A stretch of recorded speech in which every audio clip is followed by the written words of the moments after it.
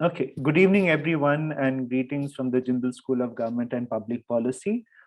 Today, we are in the fifth session of our conference on an extremely important topic, especially for as development economists and development policy practitioners, and that is on financial inclusion.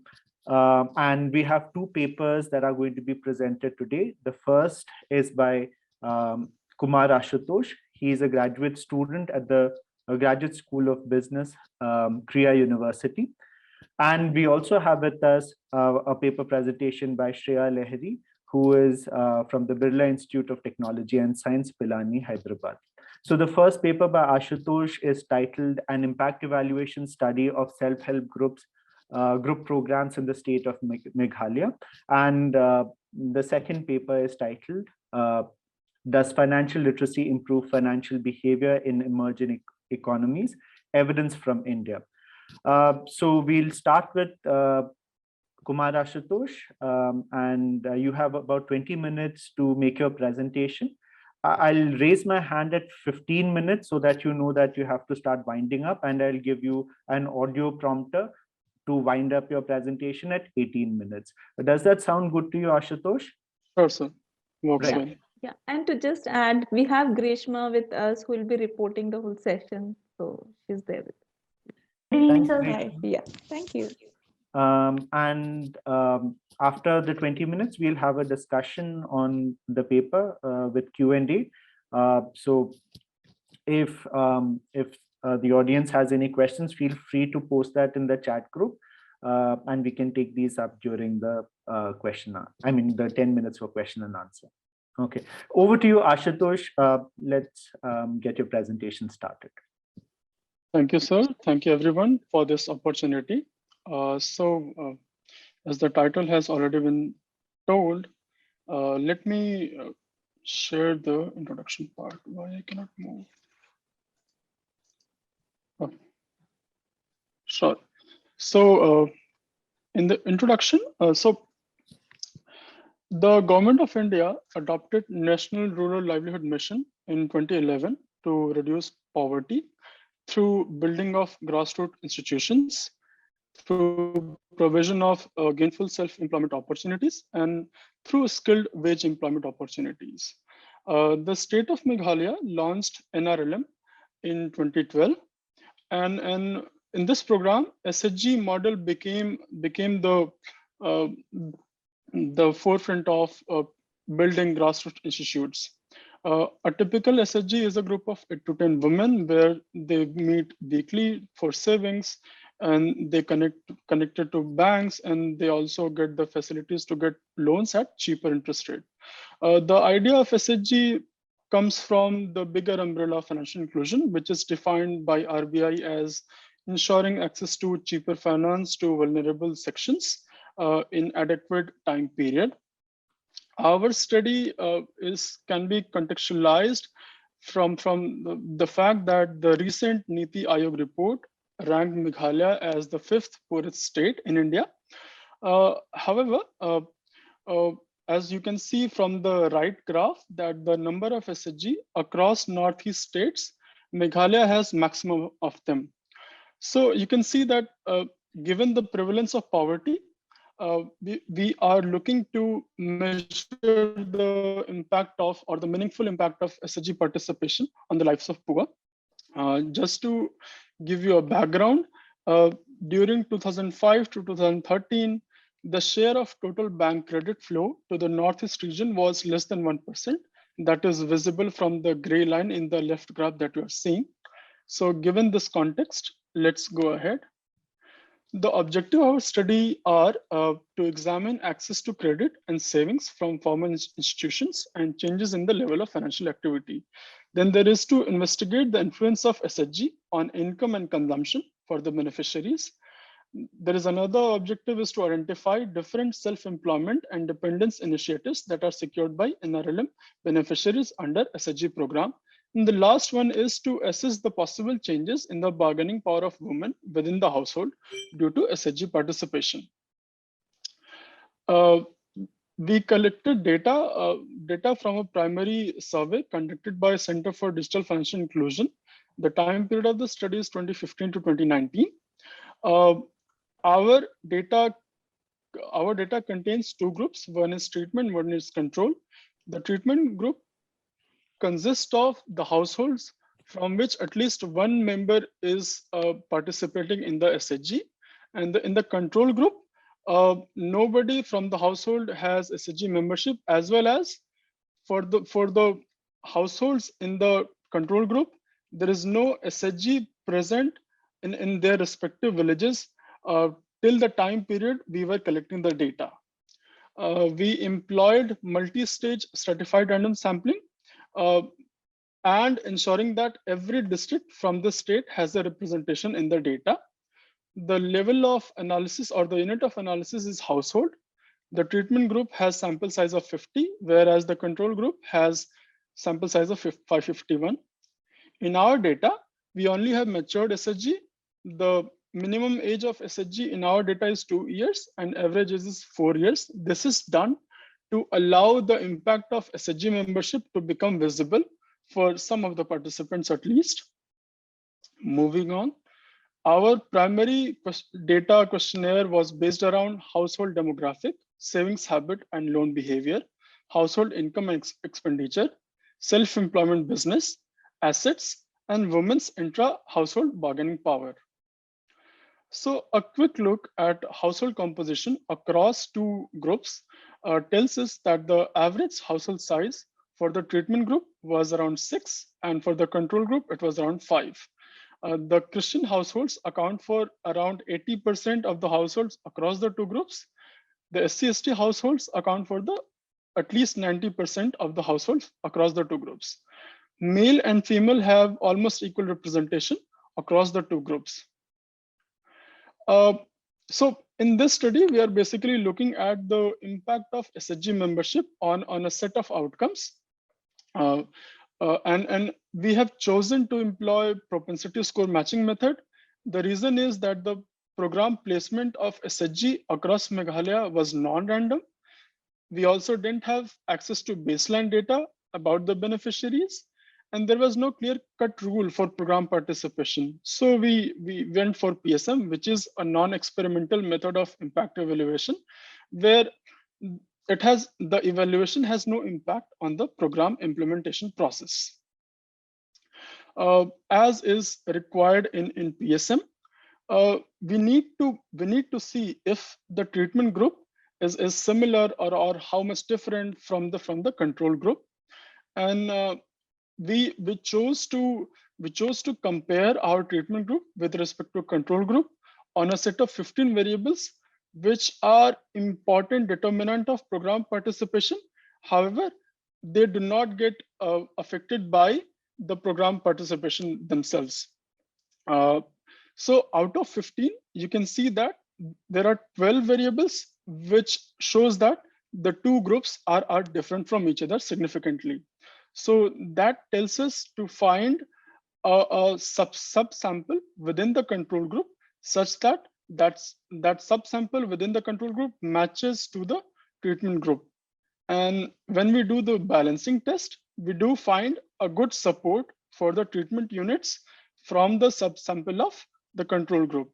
We used kernel density method for this matching.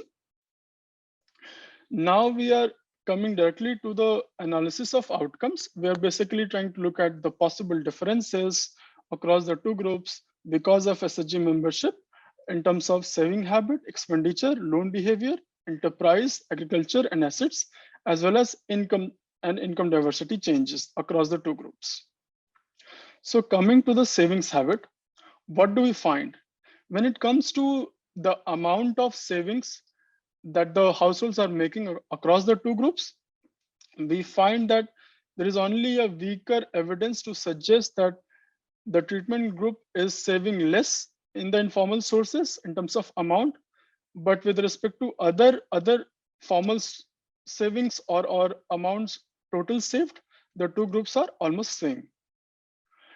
However, the encouraging evidence that comes to us is that treatment group is participating more in formal sources of savings as well as total sources of savings. So you could see that the treatment group is saving more informal sources as well as total sources significantly higher than the control group. And this is also reflected in the higher share of formal savings for the treatment over the control group.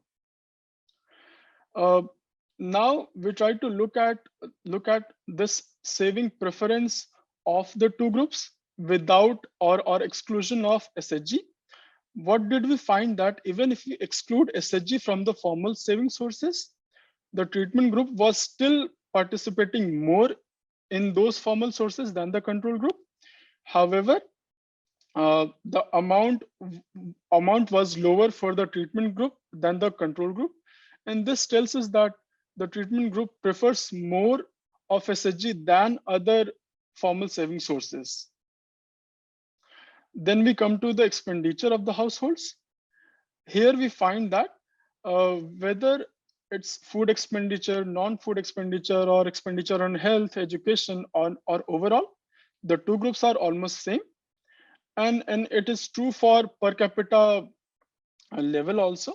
However, the treatment group seems to have bigger share of expenditure on food than the control group. And there is a weak evidence to suggest that the treatment group is also spending more on health than the control group. Loan behavior is something that is quite important to our study.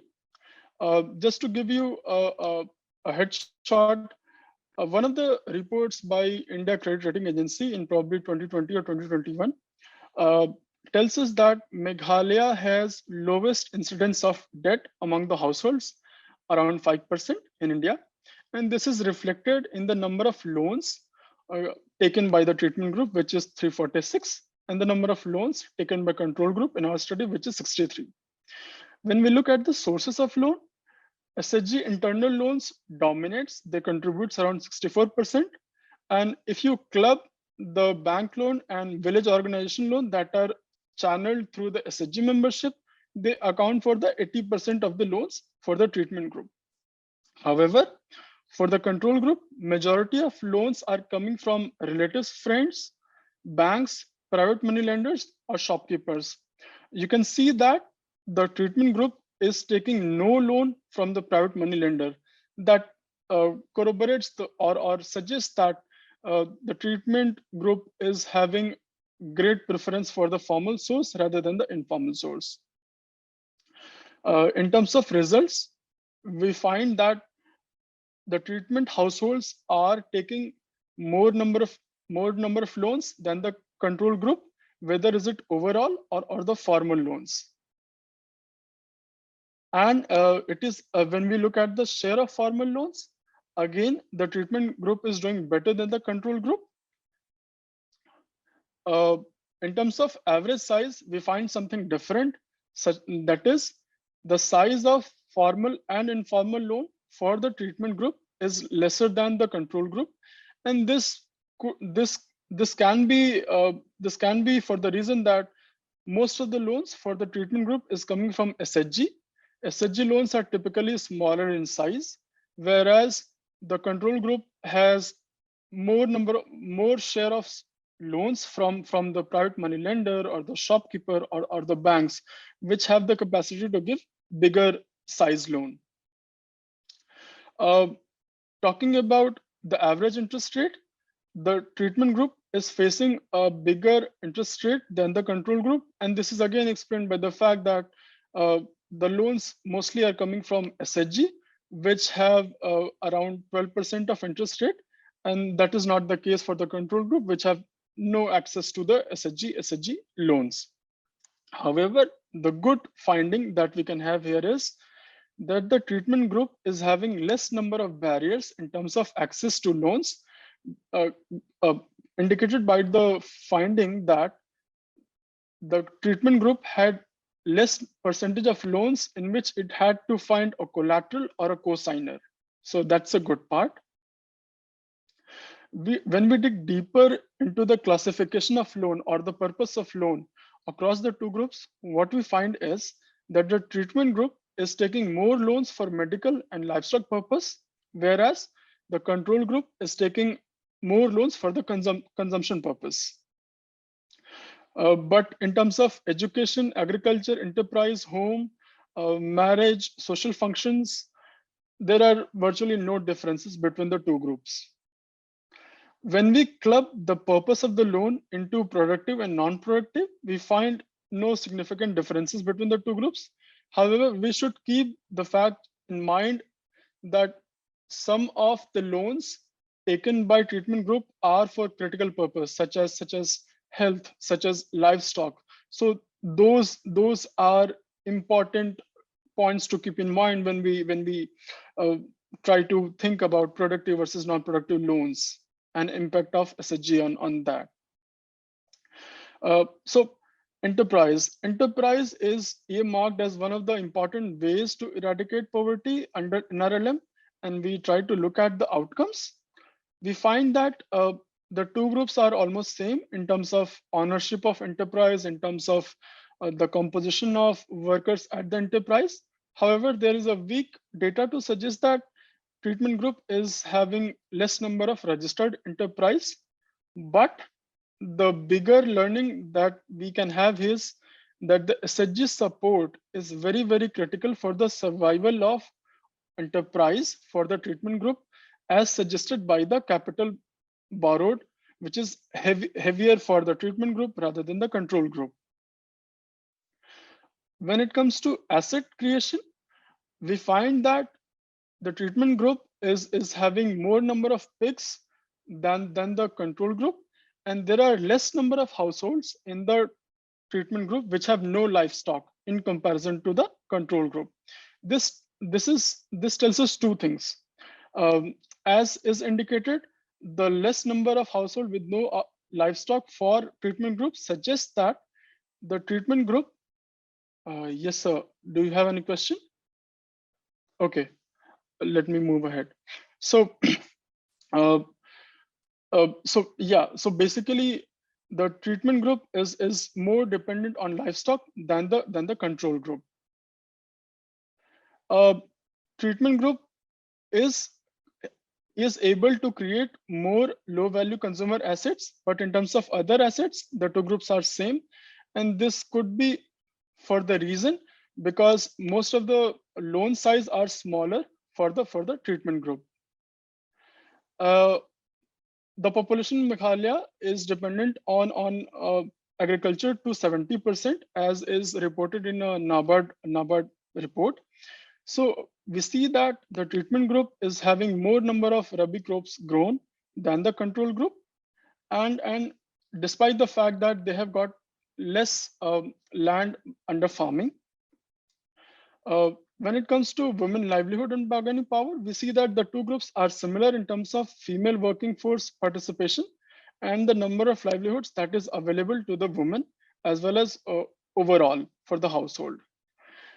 Also, in women bargaining index, what we try to found was that how much of an additional money the woman would like to share with their husband, and the otherwise, what we see that both women and husband are giving almost equal proportion to each other, which is which may not hold because it was an imaginary money that we gave to our responders. So that could be the reason. Income wise, what we find is that the treatment group is having bigger livestock income than the control group. However, their enterprise income is lower than the control group. And income coming from NREGA is significantly lower for the treatment group. When we talk about the contribution of agriculture wage income, it is lower for the treatment group, but it is higher for the treatment group in terms of wage income coming from non-agriculture, agriculture, livestock. Yeah, and the treatment group is having more number of income sources than the control group. So diversity in terms of number of income sources is higher for the treatment group. Limitation of the study, it's a cross-sectional study. So we don't have access to the baseline data. We also don't have migration component in our income. And there is an external validity concern in the sense that this study is limited within Meghalaya. And Meghalaya is quite different in terms of social, cultural, and economic norms than the rest of the country. So that's the concern. The conclusions are there is a greater demand for loans among the beneficiaries, but they have to settle with small loan sizes. The utilization for loan is mainly for the medical and livestock purpose for the beneficiaries.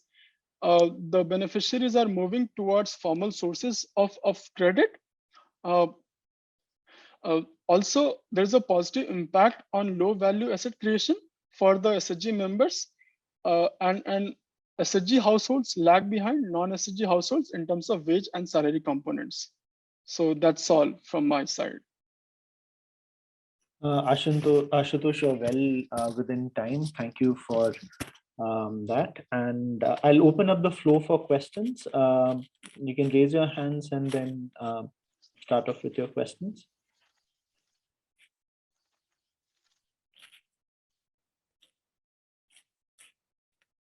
Are there any questions from the audience?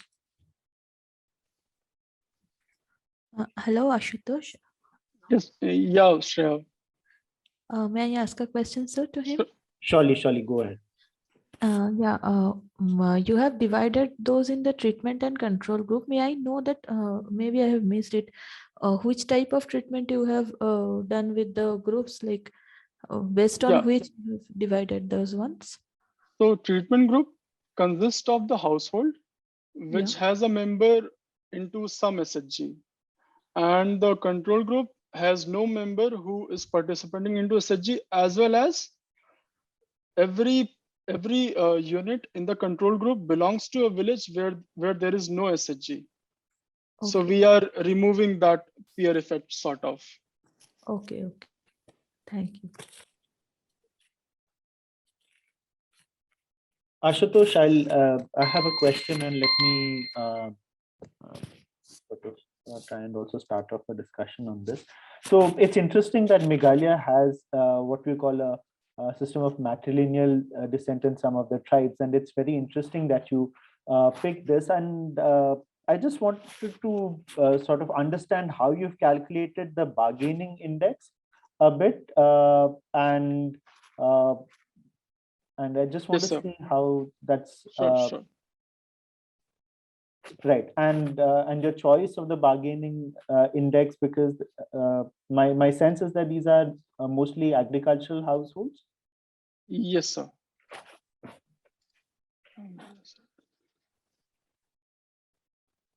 Here should be, here it is. So how is this index calculated? So we asked the responder to imagine if they have got 100 rupees, how much of that they would propose to their spouse. So that tells the fraction part. 0.488 is the 0.488 of 100 rupees would they like to share with their spouse. Okay. What I was wondering is there are more robust measures for measuring bargaining power of both men and women, especially in agriculture. There is one by IFPRI that is called, and which is easy to implement on field, being somewhat short, is the abridged women empowerment in agricultural index. It has a whole lot more questions that might also be of interest, but that aside, this seems more like a dictator game where a certain amount is yes sir. Right. Okay. And I think this has something to do with the nature of the society as well, that you're seeing this somewhat similar. Meghalaya is a matrilineal society. However, in the interaction with the survey team, we got to know that, okay, it's a matrilineal society, still patriarchy works there. So in terms of taking decisions, the men still hold power. Yeah, so that is why something of the form of the abridged women empowerment in agricultural index works better, because that tries to, well, the study is, I mean, you've completed the study, but just for reference, it's a better index to use because it has more questions on say, women say, and how decisions are made in agriculture, in livestock, forestry, if so. And that sort of gives you a more robust measure of bargaining power. Of course.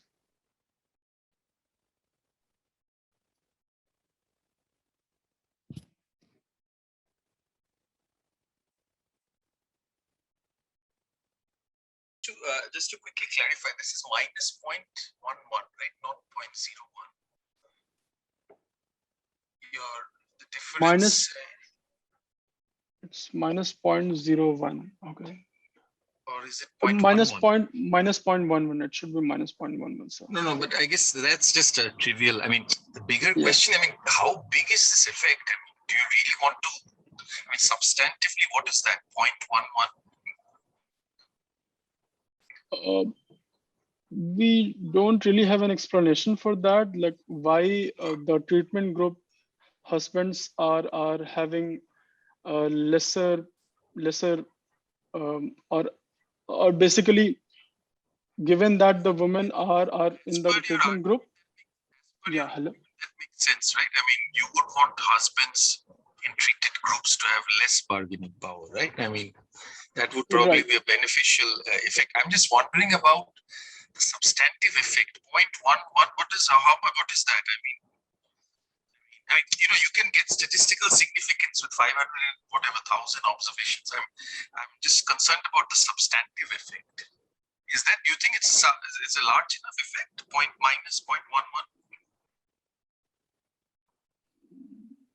I'll have to see. I will have to think about that, sir. Yeah, I guess you should. I guess part of it is to say that when you're making claims, you need to be a little careful about which are the stronger and the weaker claims. This one seems to be a pretty marginal sort of effect. Okay. Yeah, just a small point in terms of presentation, really. Sure, sir. Thank you.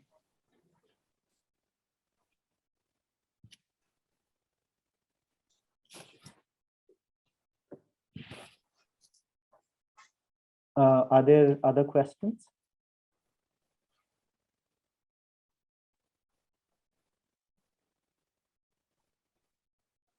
So I guess more about just a clarification. I'm sorry, I should make myself visible. I'm Shubhashish. I'm an associate professor at JSGP. I guess a little, I probably missed the initial part of your talk. I mean, you made some point about external validity in the end. Yeah. What led you to choose Meghalaya as the site? So in the initial slide, as I've shown that Meghalaya has the highest number of SHG among the 7 sisters, among the 7 states, and the prevalence of poverty is also highest in that region. So that was the reason to see whether SHG is having an influence on the lives of people who are from the marginalized section. Okay, so the case selection was Meghalaya has a high number of SHGs. Yes. In a region that is otherwise with high poverty rate. Sorry, can you just explain the last part again? Yeah, so the number of SHG in Meghalaya is highest in northeast region, and it also has a significant proportion of poor population. So Meghalaya. Yeah. Okay. So that was one of the reasons to select Meghalaya as the study region. Yeah, but again, you're comparing SHGs versus, I mean, as you said, right? So it's like, I guess what I'm saying is, I mean, how much of a big problem is, external validity here? I mean, you're comparing within the same region, right? I mean, it's not this. So one point I can add is that typically in Meghalaya, households stay away from loan-seeking behavior. So as I mentioned, one of the reports from India Rating Agency in 2020 or 2021 is that it has the lowest incidence of household indebtedness. Around 5% of the household take loans. So when we introduced a direct intervention into their lives in form of SHG, is it changing their loan seeking behavior? Is it changing their financial activity? And does that have any impact on their broader measures of welfare? So that is the reason. So that seems like a pretty sound design. I mean, I wouldn't throw out this point about external validity, especially if you're thinking about this in terms of journal review and so on. Okay. I would be careful about, making too much out of that limitation. I mean, sure. there's a case selection strategy here. And and you're looking at variation within the case. So, as long as your treatment, as long as your statistics is robust, I don't see that as a big issue. Or you shouldn't put it across as a big issue until reviewers sort of flag it. Thank you, sir. Thanks for this input. Thanks, Shubhashish and Ashutosh. Thank you for your presentation. Okay. And now I'll invite, sorry. I'll stop sharing. Thank you for that. And I'll invite Shreya to present her screen and start with her presentation. Yes, sir. Thank you for the opportunity.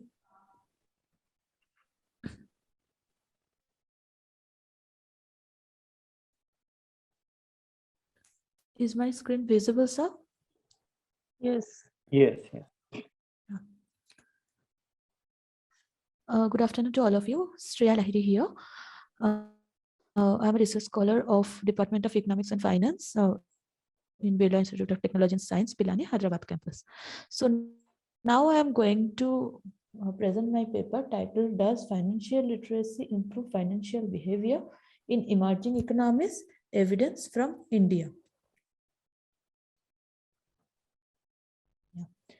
To give a brief introduction of my paper, I would like to say that financial decision making of an individual is very crucial for his life and his family as well. And financial attitude is the main thing which can represent the financial decision making of an individual. And it affects the life outcomes like economic well-being, health outcomes, intergenerational wealth transfer. So that is why financial attitude is very much important for an individual. Given the importance of the financial decision making, policymakers across the world have always focused on the ways and the means to improve the consumer's financial behavior. And in that regard, financial literacy is taken the center stage as a ways or means to improve the financial attitude. So now the question may come, what is the financial literacy? Financial literacy is nothing but the ability to understand the financial concept and awareness regarding the products and institutions, along with the capability to manage their own money. According to OECD Info study in 2017, it is defined as a combination of awareness, knowledge, skill, attitude, and behavior necessary to make sound financial decisions and ultimately achieve individual financial well-being.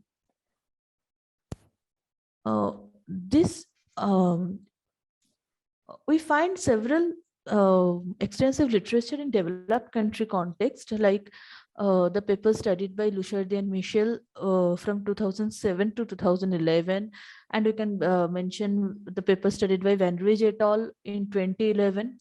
So most of the studies in developed country context are mainly to find the financial, the contribution of financial literacy for, say, stock market participation, say, retirement planning, etc.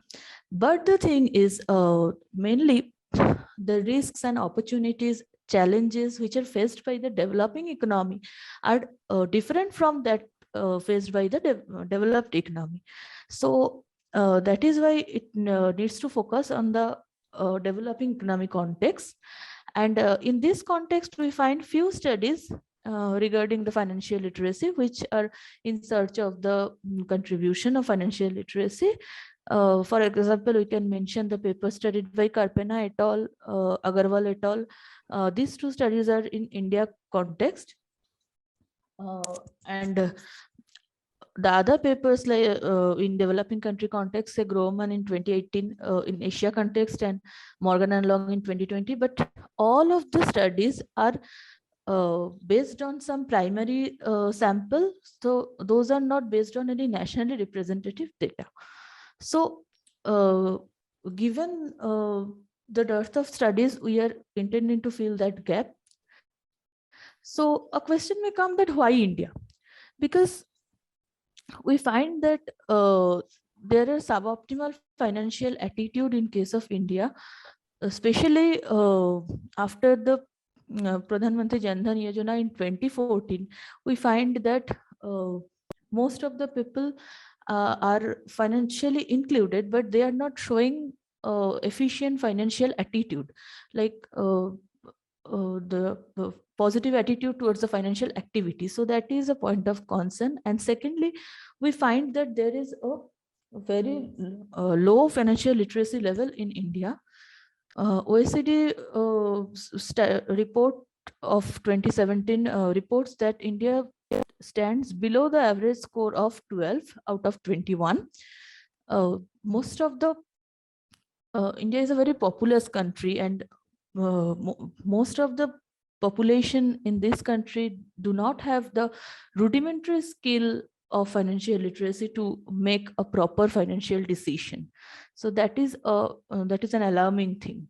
So in this picture, we can see that whenever it is compared with the other G20 countries average and Asian countries average, we find that financial knowledge, which is based upon the responses from the question related to interest compounding, inflation, and diversification, we find that for all of the aspects, India stands below that of the G20 countries and Asian countries.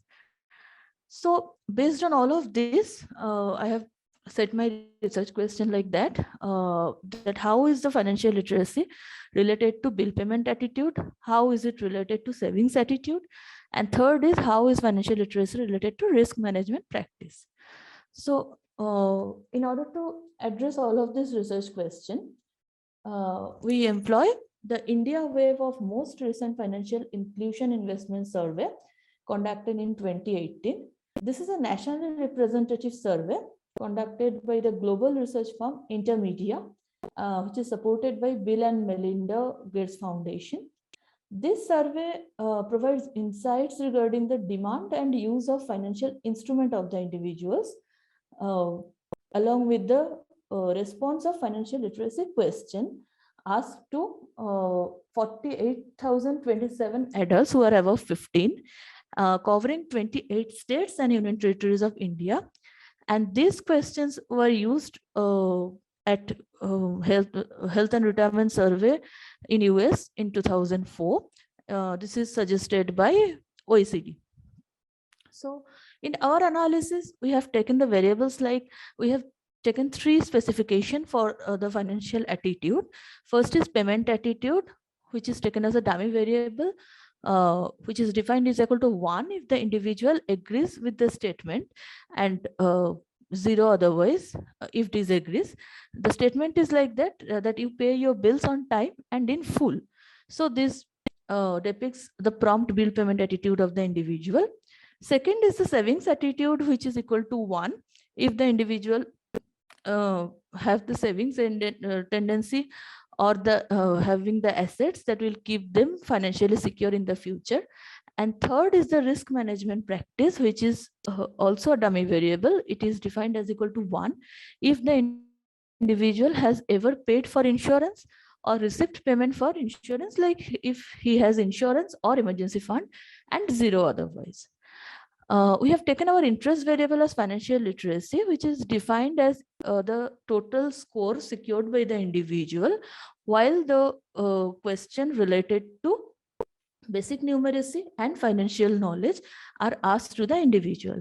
the subparts of financial knowledge are the question related to interest compounding, inflation, and diversification.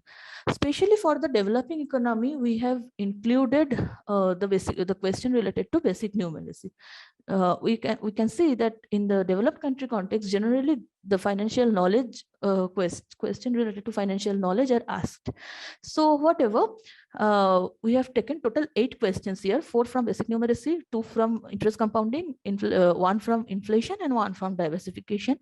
And 1 is awarded for the each correct responses. So total score, the range of the total financial literacy score is from 0 to 8.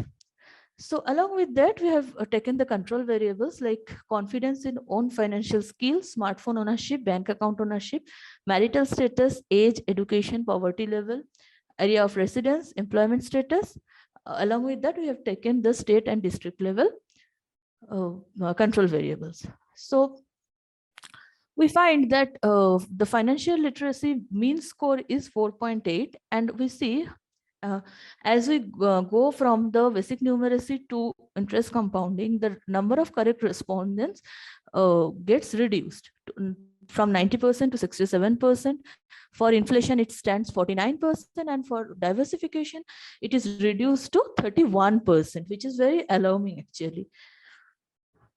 So from the socio-demographic perspective, we see that the individuals who are more confident for their own financial skill, more aged, highly educated, unmarried, non-poor, and urban residents, they are having more financial literacy from all aspects. From this picture, we see that as the financial score increases, we see that the payment attitude, savings attitude, and the risk management practice gets increased with the increase in the financial score range. So the summary statistics depicts that there is 65% individuals who are confident of their own financial skill, 52% are employed, 20% are higher education, are having education, higher education and above, 17% are having smartphone, 77% have bank account, 80% are married, 32% are from urban area, 52% are male, like that. And financially literate ones are more likely to have emergency fund, insurance, confidence, employment, and bank account. So as a methodology, since our dependent variables are binary ones, we employ the Probit method, Probit regression. And along with that, we think that there may be some factors like innate ability or IQ, which may simultaneously affect the financial literacy as well as the financial attitude of the individual. So maybe our interest variable financial literacy is not exogenous. So in order to address that endogeneity issue, we use instrumental variable approach. This approach is also used in the paper studied by Groman 2018, Morgan and Long. So in our study, we use the share of graduate at city or village level as our instrument variable. This idea is obtained from the community network effect, which may, from the study like Lachency and Kim and Lee, we find that community network effect may affect the financial literacy of the individual, but not the financial attitude. So let's come to the findings portion. We find from the Probit and IV Probit method that financial literacy score is positively and significantly related to all of the specification of financial attitude, like payment attitude, savings attitude, and risk management practice. For this result, we have checked for some robustness, like first of all, we have taken alternate measure of the financial literacy. For the first one, we have taken is as a dummy, which is defined as equal to 1 if the individual scores the maximum, means if he answers all questions correctly, then only the variable is 1, otherwise 0. Second is the financial knowledge score, which is defined as equal to the sum of the score secured by the all questions but the basic numeracy related question. And third is the weighted financial literacy score. Here we have taken we have awarded 1 for each section. Say for the basic numeracy, we have awarded 1. So each of the question gets 0.25 weightage. And for the interest compounding, there are 2 questions, so 0.5 for each. So for the each section, we have awarded 1 instead of awarding 1 for the each question. So that is the weighted financial literacy score. As a second measure, we have taken alternative definition of financial attitude. First of all, we have taken sound financial attitude, which is defined as is equal to 1 if the adult has all the specification, better specification like positive payment attitude, positive savings attitude, and risk management practice, and 0 otherwise. Second, instead of individual say payment attitude, we have taken loan repayment variable, which is defined as equal to 1 if the adult pays interest for loan regularly and 0 otherwise.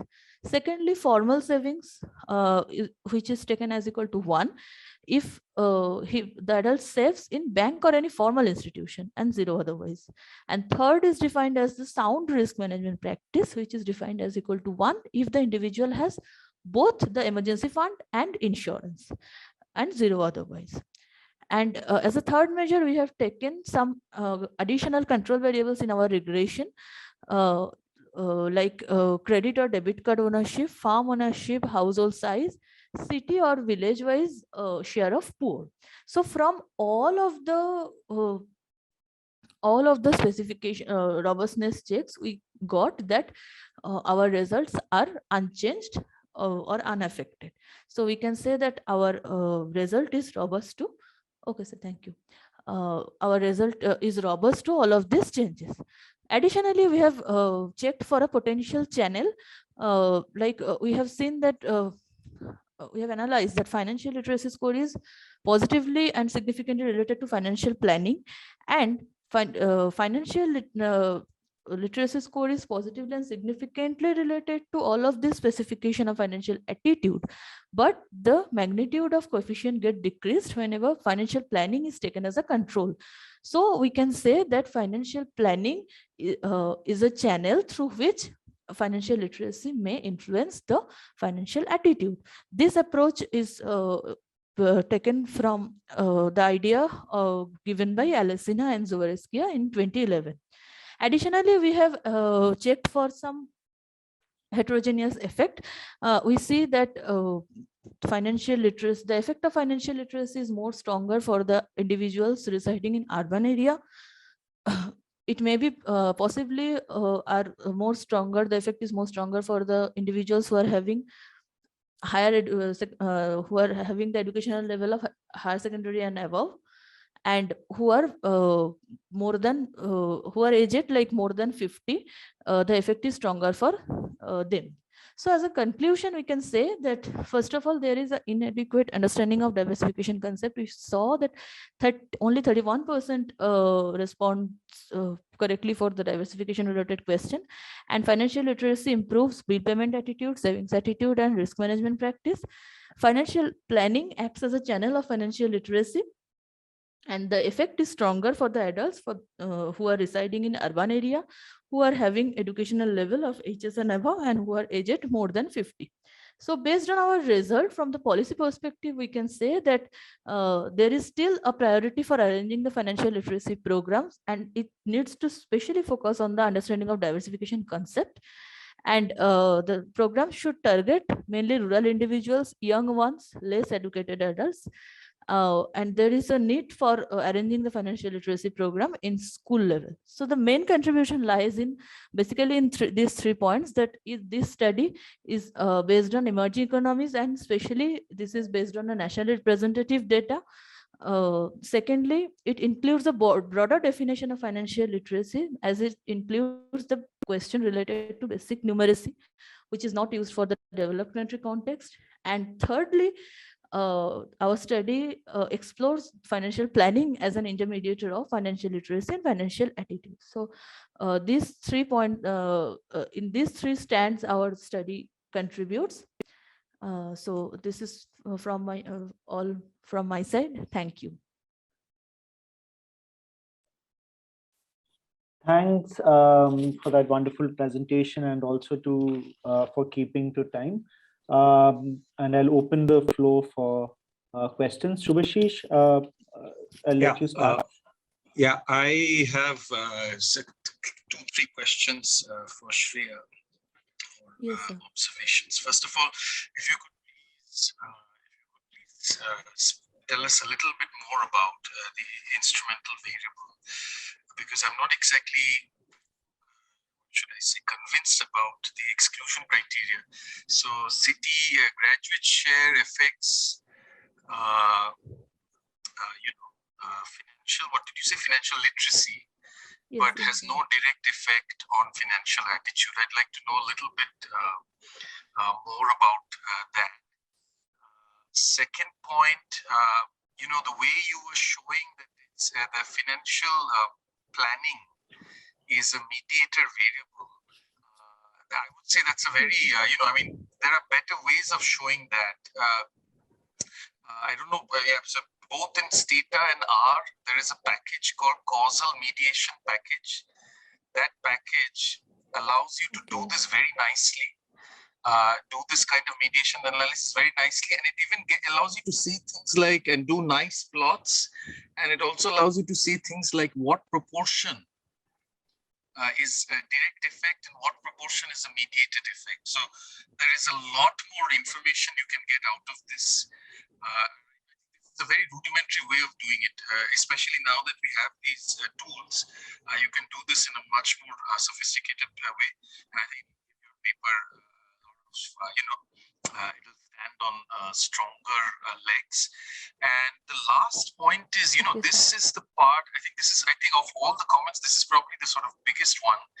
Theoretically, you're making an important move, right? You're taking a move from literacy, behavior, to attitudes. So when you're talking about attitudes, you really have to, especially in your theory, you need to get into sort of the psychological literature on attitude formation and things like that. I mean, if you don't have a theory of how attitudes are formed, and then obviously in this case specifically it's on financial attitudes, but you really must have a theory of how attitudes are formed.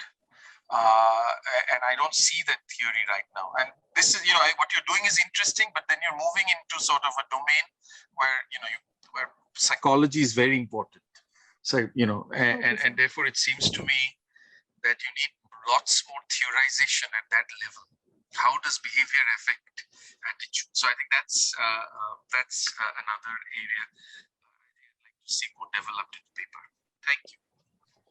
Okay. Thank you so much, sir.